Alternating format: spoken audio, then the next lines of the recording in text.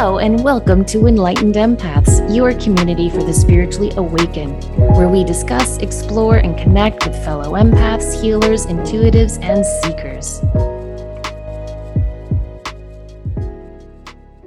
Hello, empaths. We hope your week is off to a great start. Denise and I wanted to share with you all some ideas about manifesting goals, creating what you want, but more importantly, with a focus on what might be blocking your manifesting. Because sometimes we forget to think about all the restrictions we put up to the goals we're trying to manifest. And then we wonder, why isn't our vision board or goal book coming to fruition? I've certainly experienced that. Have you? I have, and I think sometimes the blocks are what keep us on a redundant cycle of, oh, we're doing the vision board, we're setting the goals, we're setting the intentions, but then we loop right back around to not being able to progress and move forward with what we really want to bring into our lives. Exactly. So we thought we would start today by talking about some of the blocks you might be experiencing on your goal, on your road to manifesting. And then we thought we'd talk about some strategies to fix that. Now, I think the first block we can experience when we're manifesting is not believing that you have the right to manifest that goal. Sometimes we pick a goal and it's so big, we think, "Ooh, who, me?" Right. And then it's so big that you can't even get started because it gets in your headspace of, well, I could never accomplish that anyway, or it's much too much, or I don't have the time or the energy. That's a really, really good point. Yeah, and I think a good fix to that is breaking it down into smaller, more manageable goals and being really honest and realistic with yourself and just knowing who you are, I think is really key to manifesting. Another block we have is some people like the idea of manifesting, but they don't really believe in it. I've come Right. across people like that in my classes, my personal friendships, where people will read books about manifesting. Maybe years ago they saw The Secret, but they think it's kind of mumbo jumbo, and yet they still kind of go along to get along and give it a try. If you have that block, it's going to be really, really hard for you to manifest. And we're going to talk a little bit later on some really good specific strategies to overcome that one. But I think it's important just to remember that we are divine co-creators. That spark of divinity is in you, it's in me, it's in Denise, it's in all of us. And if our creator is a creator and that spark is in us, then we have the ability to create the life we want as well. And I think, Denise, that we are manifesting all the time. Something people don't talk about as much as I think they should is the idea of negative manifesting. And I think that each day we are manifesting the experiences we're going to have. And sometimes, we wake up in a crappy mood, and so we manifest a not so great day. But with conscious forethought, with intention, with really observing and being authentically true with yourself and your moods and your thoughts, I think we can overcome that. And I think a big part of that is negative self-talk, is when we self-sabotage through our thoughts or beliefs, or we keep replaying the way it always turned out in the past. So how could we possibly manifest something more coming into our lives? Because perhaps whenever we've tried that, it's always led to the same brick wall or dead end. And so we get in our head, I'm not good enough, I'm not enough, I'm not worthy. Why would I even bother? This is a waste of my time, which leads to procrastination, and then nothing comes to fruition. Yeah, exactly. And I think, again, breaking the goals down into smaller things is a good strategy for that. And also to be, again, honest with what you're getting out of any negative manifesting. Because don't you know people who just kind of they like to complain and they like to ruminate on past failures or past people who have failed them, and they tend to kind of wear it as a badge of honor. Very much so. And that's huge, huge, huge with the energies right now is, are we really ready to release the past and step forward into what we came here to do and what we want to do? And I think that a lot of what you're saying and sharing has to do with manifesting the life that we want to be living, not the one that we think we're supposed to be living or that we may see as predestined as an only option. Well, that leads to another really good block that it's important to recognize. Sometimes we choose a goal that's not really in alignment with who we are. And instead, we're following other people's expectations rather than focusing on who we really are and our own truth. Like, let's say, for example, your family expects you to go to college, and it's just assumed that you're going to go to college, but you want to do something completely else. You love cars and you want to work on cars and you want to become a certified mechanic. And yet you somehow stumble into college because everyone is expecting you to go there. Right. You're going to come across a lot of blocks with manifesting that college degree because it might not be your path. And it's also giving yourself permission to align with who you really are and what you want to be doing. And that's hard. That's really, really difficult. So when you were speaking about that, I was thinking a good example of, what goal you set is right now in these times of people wanting to be seen through social media. They hinge so much on how many likes or how many video times the video is watched or how many, and that really doesn't have anything to do with who you are. It has to do with how people perceive you. And I think with Yeah. the manifesting, you have to really go deep in and say, what do I want for me? Yeah. Beyond the mask, beyond the social stuff, beyond the illusions, what do I really want? Right. We have to get to that. Something that I always stress when I teach about manifesting is that the strongest energy wins. The universe, the collective conscious, whatever you want to call it, this energy, this matrix that we tap into when we're manifesting is very benign and non-judgmental and doesn't really have any opinions. So if you're having all these strong thoughts that are self-critical or self-sabotaging, and yet you're doing your goal book or you're creating your vision board, you're saying your affirmations, you're visualizing your goal coming true, you're feeling the feelings you're going to encounter when you achieve that goal, yet the strongest emotion of, ugh, I'm not gonna do well at this scares me, I don't deserve this, that's going to win. And the energy that you're co-creating with isn't going to stop and go, hey, Denise, you're better than this. You don't say that to yourself. The energy that you're co-creating with the universe is just going to say, okay, and manifest the strongest energy. That's why it's so important to, yes, set the goal, but then task analyze it down into smaller, achievable steps. That's basic special ed 101 right there. Set a goal, but then break it down so people can experience success. And then you build on that success to the next step. And one of the things that's come up a lot in my journaling lately is and the two expressions were just take smaller bites, Denise. It doesn't have to just take a smaller bite, enjoy that bite, or take one small step and a tiny step. And those little steps, it really does help you build momentum. It really does. It really, really does. Because another key to manifesting is being comfortable applauding yourself for past goals.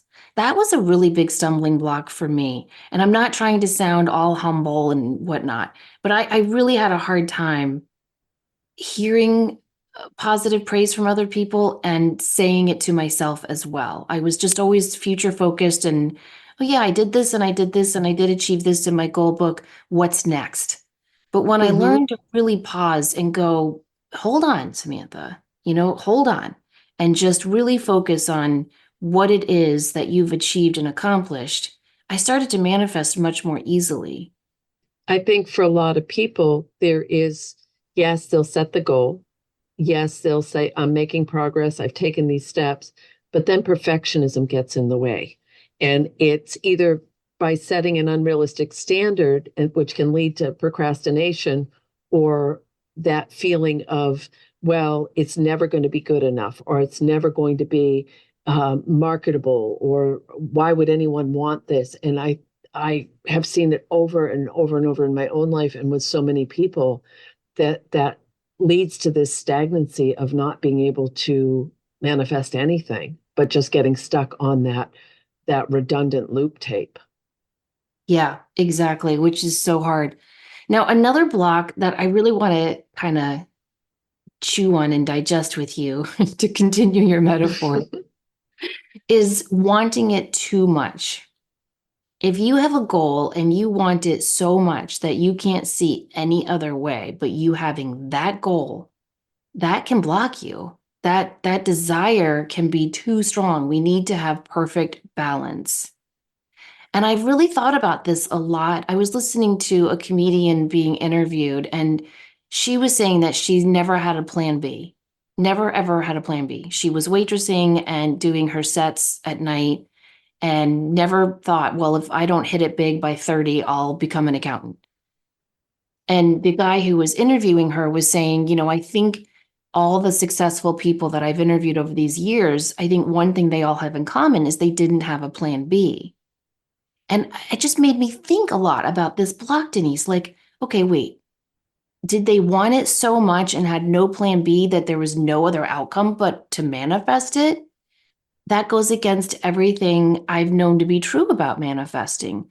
So I kept listening to the interview, and the comedian said something really important. She said, I didn't care really if I made it big in this world of comedy. I didn't care if I made a ton of money. I just loved going to the comedy store and doing my sets every night. That's all I wanted. And I thought, there it is. It's not that she wanted it so much that she had to be this famous comedian. It was that she loved it so much. There was no other option for her. And I think that's the difference. That is a huge, huge difference because it's similar to when I talk to people who are creatives or writers or musicians or artists, whatever it might be, because creativity comes in so many different shades. That when it comes through, that they would do it even if no one read it, saw it, experienced it, because it's part of who they are. And that's what you're saying with the comedian is that just loves it, loves the environment, loves that. And I'm finding the because I would think anyway, a block to manifestation would be when you fall into that comparison trap of, well, this person already has this level of success, or they're generating this much income. Why should I even bother? Oh, that's a bad trap to get into. It is because it's that scarcity mindset, or that, that there's a limitation to how much abundance we can bring in, which would lead to a fear of lack. And that seems like it would just deadbolt all the doors for bringing new energy and manifestation in. Exactly. So I think the difference between wanting it too much and having no other goal except that one, when we want a goal so much and we hug it and we hold it tight to us, we're not surrendering it, we're not releasing it, we're not trusting in our ability to co-create it and the universe's ability to help us co-create it. We're just holding on to it, and it has that desperate energy, and you can feel that. Doesn't that come off in someone's aura when someone is desperate for you to like them, desperate for you to hire them? It's not a good energy. And but the difference in the energy is when you go to a job interview with that fear of, oh dear God, I need this job to keep, my children fed or to pay my bills, versus it'd be nice if I could have another job, but if not, I'm okay. So that what you the energy in your personal space, but also what the manifestation is going to change for you seems like it would be significant. Definitely. Yeah, you always want to look at the outcome of the goal that you're working on. Now, another block a lot of people stumble into is trying to manifest for someone else. I see this a lot Mm. with parents, and I see it sometimes with spouses and partners as well. But in my experience, we cannot manifest for anyone else. Do you agree? I do. I think we can give strong feedback, we can give encouragement, we can give, but if we get back to really honoring who we are and what we want to bring into our own personal life, we don't know all the idiosyncrasies of another human being, of what they need or want in their life, or what their life path might be directing them towards. Exactly. Yeah, and so we have to, like, what I do with my kids is I always pray for them, and I and here for them. I always hold space for them and their complaints or fears or hopes or dreams. But I've never created, when I do my goal books, I've never put a goal in there that's just for my kids. I've never done that because they have to live their own life, roots and wings, right? As the quotes goes with parenting. And Right. I think it's the same if you're partnered with someone. If you really want your partner to get a better job or to be on board with you moving across the country or taking this huge trip, and they're not on board with that, that can be really, really difficult. Going back to the kids for a minute, and we've seen this, and we know people in our personal lives that they have so structured their children's lives as a certain income. No, you will do this. This is what you're going to do. It goes back to your example about someone that may want to work on cars, but feels propelled towards the expectation of going to college. And I think sometimes that, well, I don't know. I think that when people do that, they're trying to provide the supports and structure for success in the way that they see it, or maybe it's the way their child is wired. So I'm not saying it's right or wrong. I just think it's a different perspective. Yeah, it's a different perspective. And I think it really, again, comes back to trusting in the process of this thing called life. Mm-hmm. That we have to trust, as you were saying before, that everyone is on their own path and has their own challenges and their own opportunities that they have to work on. And we are here to be their wind beneath their wings, but we can't, the new phrase for those parents, it's not even the helicopter mom or dad. It's called the hoovering parent. Oh, They just vacuum up any blocks in their path so that their child never has to suffer. That's not good. okay. So I'm going to take a left turn here. If and yes, I agree with you 100% on all of that. But what I don't even know why this doesn't even make sense why it popped into my head. But so you manifest, you have the goal book, you believe in this. What if it just scares the bejesus out of you? Like the thought of it, even going in that direction. That seems like it would be a big old block to being able to bring it to fruition. It is a big block and it's an important one. And you need to look at that fear because sometimes fear is always instructive. And the fear is either telling you this is scary, but it's the right path for you. Or the fear is telling you this is scary because it's not the right path for you. Again, I think that's why it comes back to being really, really honest with who you are and being gentle with yourself with where you are in a path, because sometimes we might know the next logical step, the next practical goal I should set for myself is this, and yet you're not ready for it. And that's Right. okay. You need to be okay with who you are on your path at that time. And that's why I think it's important to set goals. When you create your goal book, you always want to choose goals for this year, at least 1 to 3, no more than 3 years in the future. And so maybe there is a big goal that you're supposed to, it's the next logical step you're supposed to take on your path, and yet you're not ready for it. That's truly okay.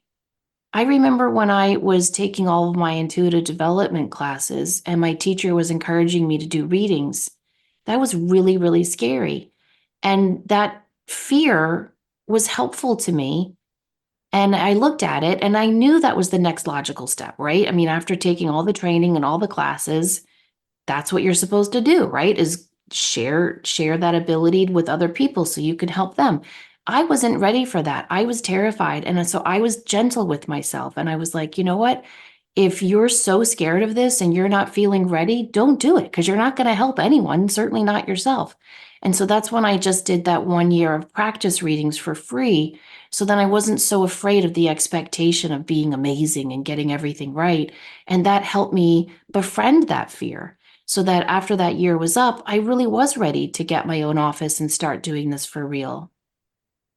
I'm so excited because I saw the why that popped into my head. And I love when the synapses like click like that. And I think that's when going back to the parents that may hoover or over plan for their children, it is from a place of fear of what will happen to them if this isn't in place. They won't have a good job, they won't be successful, they won't be blah, blah, blah. So I'm so glad I could make the connection there. And you're so damn spot on with exactly that, because I don't think it's just a fear of failure or a fear of success. I think it can be almost paralyzing sometimes for people if this really manifests and comes into my life. Oh, that's going to change things exponentially. And for those people that may be comfortable in where they've been or what they've been doing, or they know how to navigate the world that they're in. And if they manifest something so much more and step out of that fear, that's a big, big unknown. It is a big unknown. And that's why I think you have to really sit with that fear and look at what is at the root of it, because sometimes we have to face the fear and do it anyway. Mm-hmm. You know, when I had my first book come out into the world and I had to go on all these shows, and some of them were very big shows, I was really scared. I was really, really afraid to put myself out there. And there were a lot of personal stories in that book. And I just thought, you know what, this is something I've been wanting to do and to share my whole life. And I just need to put that fear over my shoulder and keep on trekking. So I think Mm-hmm. there are times when you have to look at your fear and go, yeah, I'm not ready for that. And there are other times you got to look at that fear and just be like, come on, we're doing this anyway. And That's a it's unique. huge part of this. That's a huge, huge part, because I'll say to myself, okay, it's time to be brave again. You need to be brave. And brave is a strong, empowering word, because it's not adversarial. It's not going into battle. It's about finding that inner strength within to say, I can do this. I just need to be brave. Yes, exactly. And that's why, as we were saying before, applauding yourself for past successes is really important, because when you say things like that, you need to back it up and say, look, I've done this in the past, I've done that, I've overcome this. You need to remind yourself that not only can you be brave, you already have been. And I think sometimes it's hard to see that for ourselves, because we were either getting through situations, or it was just our natural mode to overcome the odds or to deal with all the fireballs that were coming in from all directions. Or we don't give ourselves enough credit for how much we actually have been through and what we've overcome. Well, especially for people like me and you who are just used to doing stuff on our own. Mm-hmm. We're not used to asking for help. God knows I did not have hoovering parents. I don't want to speak for you, but I'm used to doing it on my own, and I think in many ways that's been a blessing. Yes. And yet Oh, very much so. it can also be a block, because then you have to learn how to ask for help. That's all part of Right. manifesting as well. Now, another big block that we see is manifesting as a couple. What do you do when you're in a partnership and you want to manifest a goal that's going to affect your partner, and that partner does not want that goal? It could be starting a family. It could be accepting a job that has you move across the country. Maybe you have a dream of taking an entire month off and just traveling, and your partner's like, no, I don't want to take any time off. I don't even have enough vacation time. What Mm-hmm. if you're trying to save a lot of money and your partner's just, on Amazon Prime spending money willy-nilly? What do you do? Wow. If you're with someone who is very frugal or very cautious about finances and you're not, is it a deal breaker, or is there a middle ground that you can find? Okay, this is how we're going to move forward with that. Because I think when you're having the same dream, still is you're still going to bring your own perspective and your own, I don't want to say baggage because that makes it negative, but you might be aligned for the same goal, but you're still bringing your own personal interest into that goal.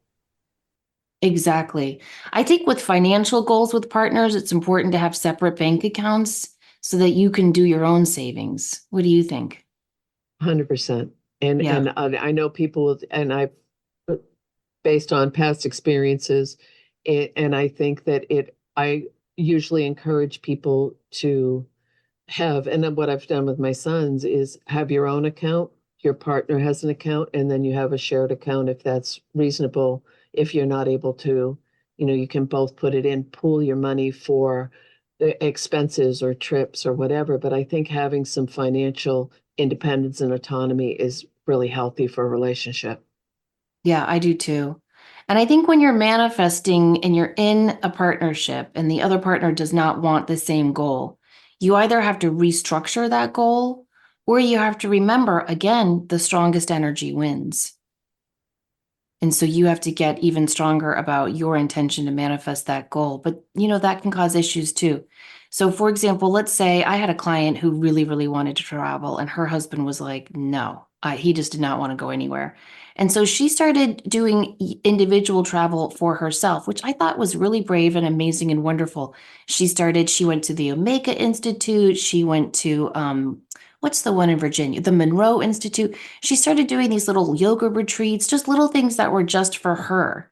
And it really helped her. It reshaped her entire career and it strengthened their partnership because she realized she didn't, need him to go on all these trips. And then they had their separate time away and they were happy to see each other again. So sometimes you have to restructure your goal. Or find a compromise. So if it meant the world to your partner to, we'll use the travel example, and you're like, oh, I don't really want to, or I don't have the time or the resources, where does compromise come into this? Well, I think that's the whole key to a partnership. And to me, that's what the heart symbolizes. Because I think love is a never ending circle, right? It's eternal. But in Mm-hmm. order for love to really flourish, we have to bend and yield and compromise to each other. And that's what the heart symbolizes. It's a circle that's bent so that we can all compromise and meet each other halfway. Right. So I think that when you're co creating or co manifesting with your partner, that's another variable to take into account is how much do I want this, or how much does my partner really want this? Because if you're going to go and I love that your friend or your client went and did it on their own, because if the person didn't want to be there, it's like when you go somewhere and the other person doesn't really want to do it, but they're doing it because they feel like it's the right thing to do. And Oh, then you it's the spend the whole worst. time feeling like, oh, they're not having fun, or they don't really want to be doing this, and you rush through it and you don't get to enjoy it yourself because the other person that you're with isn't enjoying it. Oh, I took a friend into a crystal shop a couple of weeks ago, Denise, who's not into crystals. I've And been I in a kept crystal shop with you, so I know you glaze over, and I mean that with love. I kept tripping over her because she was just right behind me. She had no interest. She was just following me around, and I was like, just let me be. So Yeah. yeah, that's never a fun thing. So yeah, compromise is important, but just make sure to talk about all of those things. If you have a goal that's in your goal book or your vision board and you know your partner's not on board, that might be a block. So make sure that you talk about it and either restructure or compromise that goal. Now another And block.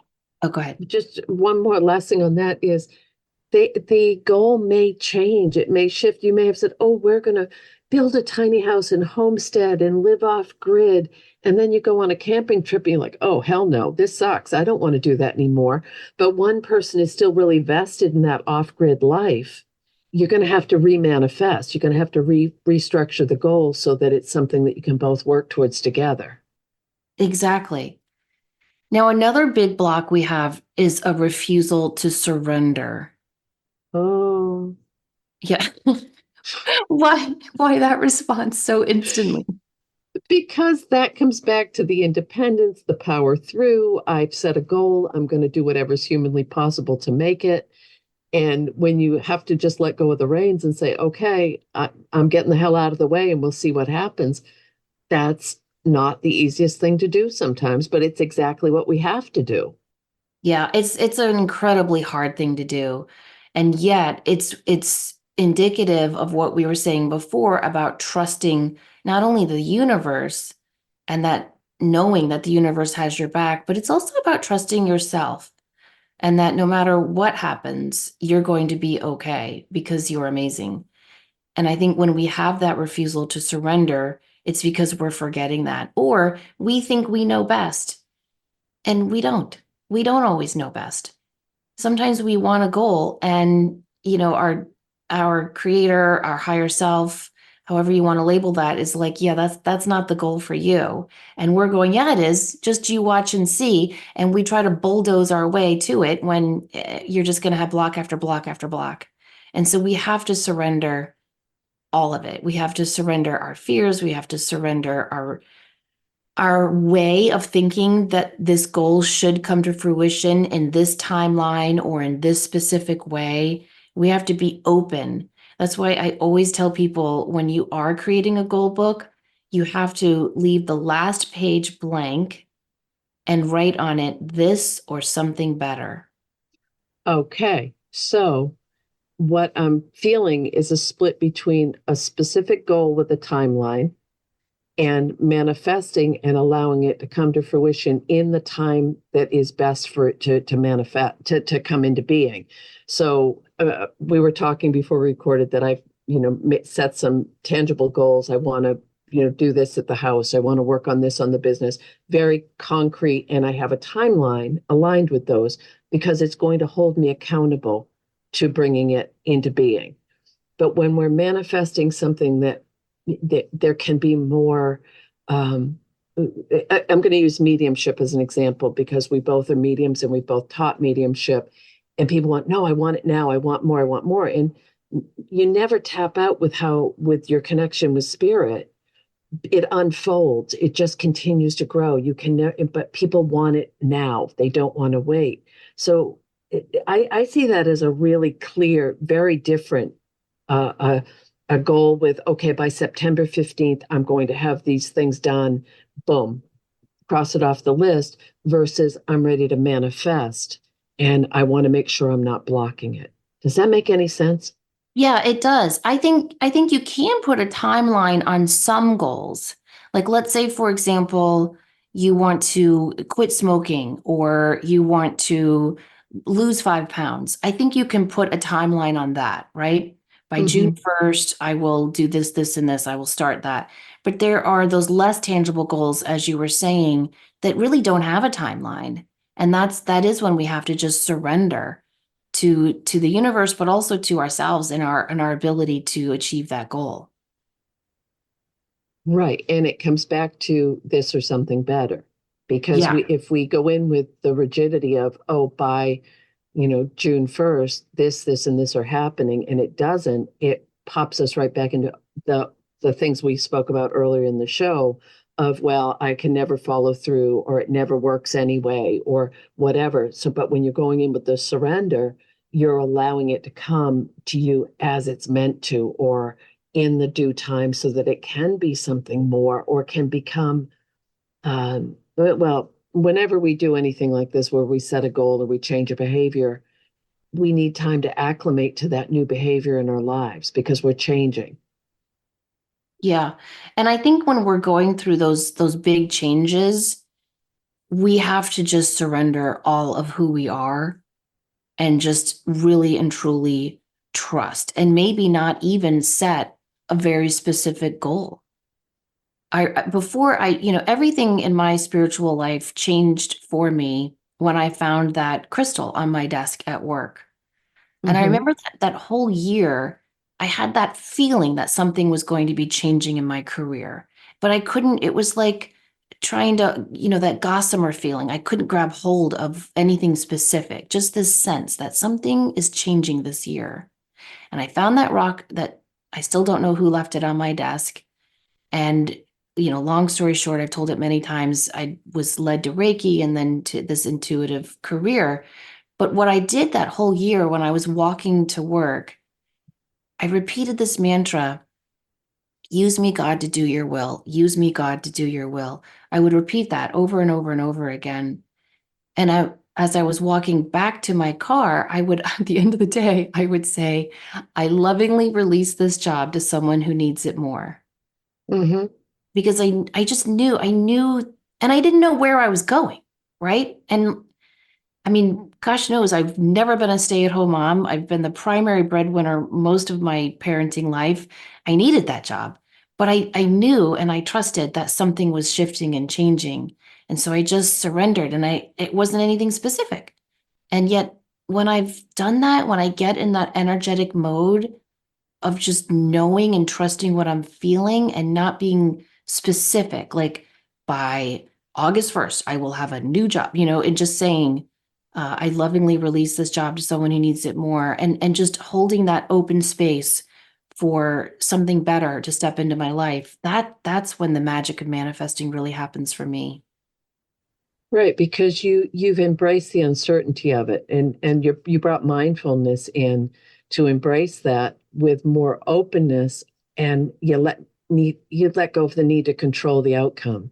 And that's the only way you can surrender into the flow and trust that the universe is going to help you manifest your desires, is if you do face that uncertainty. Mm-hmm. Exactly.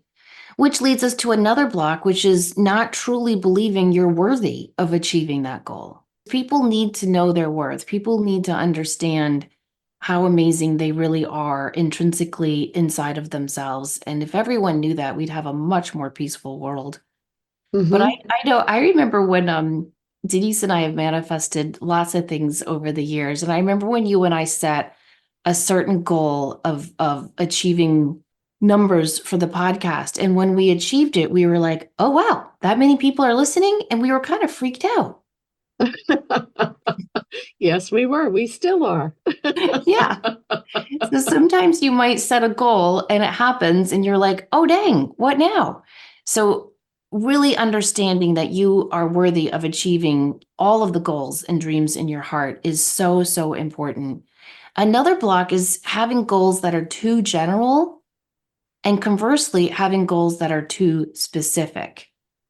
So, you don't want to ever have a goal like, I want to be happier. Well, okay, happy is a changing emotion, right? Some days you're happy, some days you're not happy. So what is happiness to you? And what does that look like? And do you want to be happy in your career, happy in your love life, happy in your finances, happy in your body? What does that mean? That's too general of a goal. Even a goal like, I want more love in my life. Well, do you want more self love, more romantic love, more passionate love, more friendship love? So you don't want very general goals. You want to be pretty specific. But see, here's the tricky thing: you don't want to be too specific. Like if you're trying to attract romantic love, I don't think it's ethical to try to manifest a specific person, right? Like by August 1st, Jane or John Doe will fall in love with me. No, that's not good. That's not ethical. So you want to be specific, but not too narrowed specific. And you have to be honest with yourself of what you really want and need. If you, because I think that comes back to what we spoke about earlier as well, that the expectation is, oh, you should be with someone who fill in the blank.